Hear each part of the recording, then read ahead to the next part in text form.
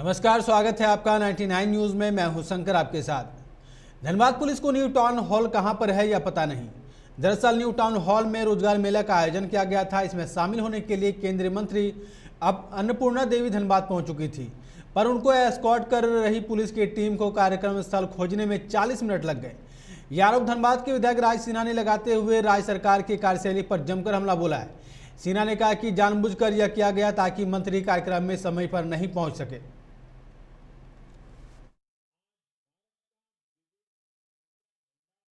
स्थिति है और इसी से राज्य सरकार और यहाँ के पदाधिकारियों का कार्यशैली पता चलती है। आप देखिए, अभी माननीय मंत्री जी आ रही थी, इनको 9:30 बजे यहाँ उपस्थित होना था, लेकिन यहाँ जो एस्कॉर्ट है पुलिस का वो इनको आधा घंटा भटकाते रह गया और इस टाउन हॉल के जगह पता नहीं कौन दूसरा टाउन हॉल लेके चला गया। फिर वहाँ से फिर हमसे फ़ोन से बात की माननीय मंत्री जी, तो हमने बताया कि धनबाद क्लब के सामने से बाएँ रास्ता मुड़ता फिर यहाँ पहुँची। अब सोचिए, जिस धनबाद की पुलिस को यह नहीं मालूम, जहां असंख्य सरकारी कार्यक्रम भी होते हैं और एसपी डीसी सब लोग आते हैं इस जगह पे न्यू टाउन हॉल में, जब वो यह नहीं मालूम है कि टाउन हॉल कहां पे है, तो कोई अगर इमरजेंसी हो, कहीं डकैती हो, कहीं मर्डर हो, जिसका उदाहरण रोज़ मिलता है आजकल, तो पुलिस क्या खोज पाएगी? पुलिस तो खोज नहीं पाएगी। इसलिए यह कार्यशैली है, या हो सकता है कि जानबूझ करके उनको सरकार के द्वारा इंस्ट्रक्शन हो, क्योंकि यह सरकार वादा करके 10 लाख लोगों को नौकरी नहीं दे, 5 लाख लोगों को नौकरी नहीं दे पाई, और यहाँ प्रधानमंत्री जी 10 लाख लोगों को नौकरी देने का वादा पूरा कर रहे हैं और उसी नियुक्ति पत्र को वितरित करने के लिए तो हो सकता है कि साजिश के तहत माननीय मंत्री महोदय नहीं पहुँच पाए। इंस्ट्रक्शन हो उनको राज्य सरकार के द्वारा कि इनको भटकाते रहो, समय पर न पहुँचने दो। आप देख ही रहे हैं, उसी प्रकार से आज भी न्यू टाउन हॉल को खोज रहे थे सब लोग। तो यह कार्य प्रणाली है इनकी।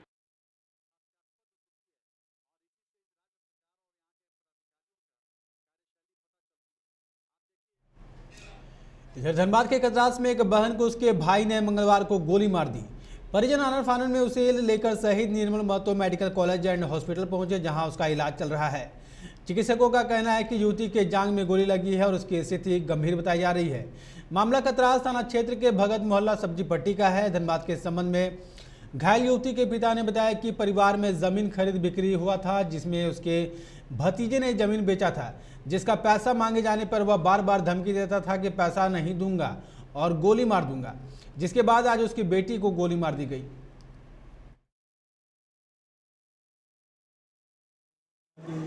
मेरा भतीजा धमकी दे रहा, गोली मार बार बार धमकी दे रहा, तो गोली मार रही। किस बात की धमकी दे रहा था? जैसे ज़मीन का है, और ज़मीन मेरा मामा गुजर गया था, एक काम किया के लिए 90,000 रुपये लिए थे।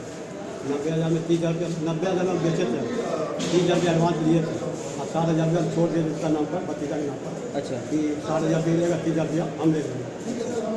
कहा कि मेरा ज़मीन बेच दिया 1,40,000 में।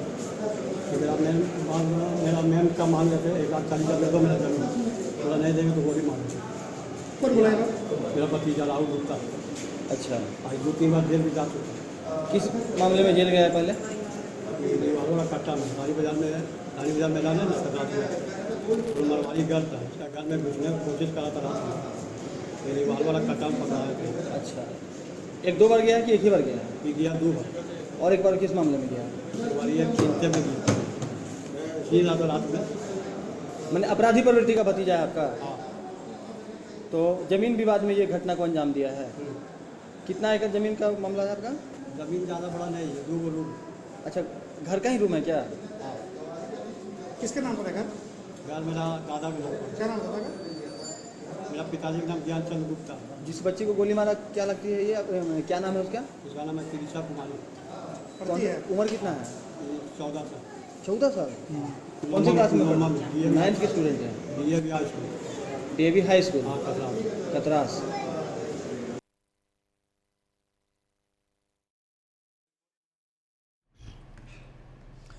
इधर निरसा विधानसभा अंतर्गत ECL कापासारा आउटसोर्सिंग में झामुमो धनबाद पूर्व जिला अध्यक्ष रमेश टुडू मजदूरों के समर्थन में कापासारा OCP पहुंचे और ECL प्रबंधन पर OCP प्रबंधन को आड़े हाथों में लिया और कहा कि प्रबंधन जो दोहरी नीति चला रही है वह बर्दाश्त नहीं किया जाएगा।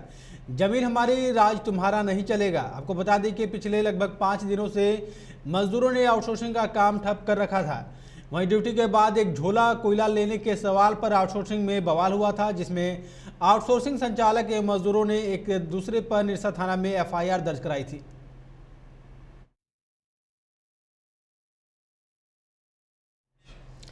धनबाद के आईआईटी आईएसएम परिसर के स्विमिंग पूल में मंगलवार की सुबह एक प्रोफेसर की डूबने से मौत हो गई। बताया जाता है कि मंगलवार की सुबह उड़ीसा निवासी प्रोफेसर यशवंत उजाला अपने दोस्तों के साथ आईआईटी आईएसएम प्रांगण के स्विमिंग पूल में नहा रहे थे। इसी दौरान वह पानी में डूबने लगे, जहां उनकी स्थिति गंभीर को देखते हुए शहीद Nirmal Mahato medical college and hospital refer कर दिया गया, जहां अस्पताल पहुंचने पर चिकित्सकों ने उन्हें मृत घोषित कर दिया।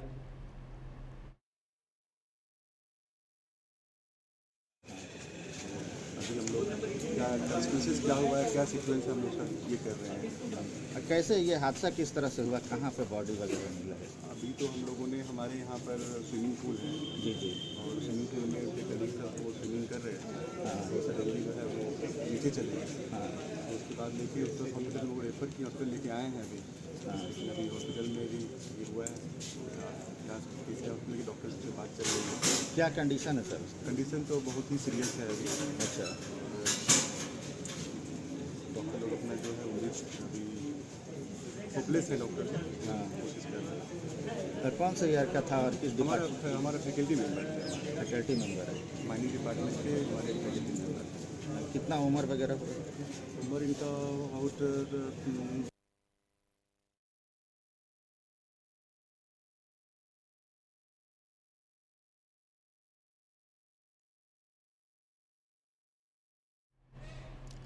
यह जोरापोखर थाना क्षेत्र के जामाडोबा 4 नंबर पावर हाउस के समीप रहने वाले 55 वर्षीय चांदू यादव की हत्या बीती रात उसके घर में घुसकर अज्ञात अपराधियों ने कर दी। चांदू यादव का शव खून से सना हुआ पुलिस को उसके घर से ही मिला है। परिजनों के अनुसार 2 व्यक्ति सोमवार की रात महुआ दारू लेकर उसके घर में आए थे और चांदू यादव को जबरदस्ती पीने को कहा। वहीं चांदू ने जब शराब पीने से मना कर दिया तो धारदार हथियार से उसकी हत्या कर दी। सुबह जब परिजनों ने चांदू यादव का शव देखा, उसके बाद जोरापोखर पुलिस को सूचना दी गई।